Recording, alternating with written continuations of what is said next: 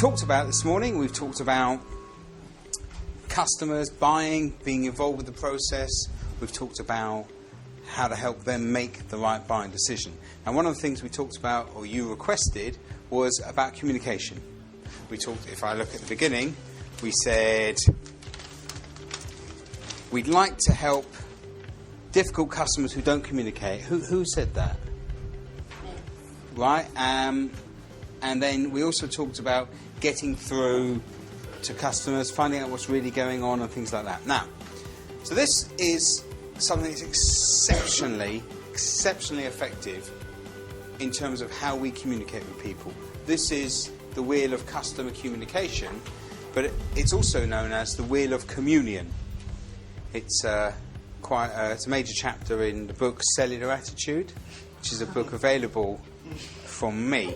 Okay, so there's three. This is how we all communicate with each other. Now, is it useful for us to know how we communicate? To be able to communicate better, not only with customers, but with people that we meet. Is it beneficial, Jonathan? Yeah. Jamie? Good. So, I generally believe that communication starts with what I call received communication. That is, I've said something to you, I've communicated something to you, and you've heard it. Okay? That's all that's happened here. They've heard it. Because actually, what happens if do you ever make a communication you think doesn't get heard? So how can you make sure that they hear what you're saying? Or they're getting the communication you make?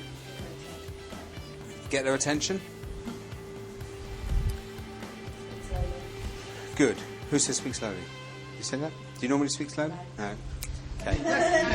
Does speaking quickly inhibit communication? It does, doesn't it? There's reasons why, and that comes down to this. So, speaking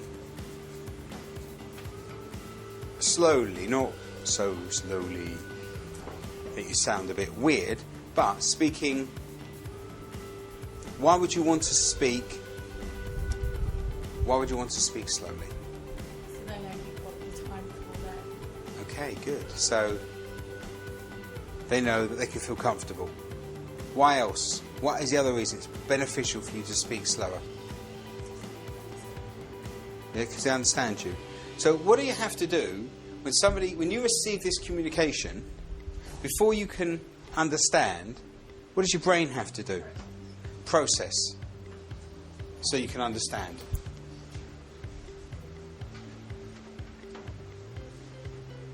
And what do you need to give your customer to process? Time. And how can you give a customer time to process? Speak slower and then pause. In other words, stop. Okay? Do salespeople do that? Sorry? I didn't hear that. Okay.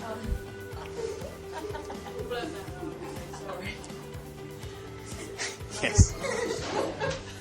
Okay, so what you're saying is, what you said was, it's important for a customer for you to refrain from talking for a moment so they can process what you're understanding. Terrific, Sarah. That's exactly what I'm looking for. Brilliant. Okay, how many salespeople, rattle on too quickly, don't give the customer time to go? Yeah. When you're being sold to, do you like it when someone speaks quickly to you, try and do a deal? Come on, what do you want to do? We want to do a deal? We want to do it? We're going to go for it? We're going to do it. Come on. I've got much time. 5 ball, 4 ball, 3 ball, 2 ball, 3 ball. Here's your red, here's your blue. Lovely. I've done not only £1, I'll throw in this chipolata as well. You want that? Lovely. You know that sort of... sort of lantern boy, you know what I mean? Lanterner.